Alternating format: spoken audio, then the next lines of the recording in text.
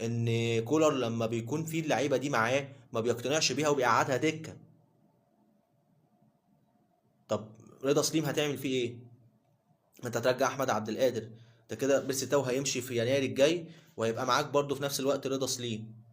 رضا سليم كده كده هيقعد دكه. طبعا هو الاساسي بالنسبه له هيبقى طاهر والشحات. واحده واحده بالعقل. طاهر والشحات، ده اللي مقتنع بيه كولر لحد دلوقتي. كفورمه طاهر، والشحات ماشي معاه، اقدر اقول كويس، جيد بالنسبه للاداء اللي هو فيه لحد دلوقتي، يعني هو مقبول. الله.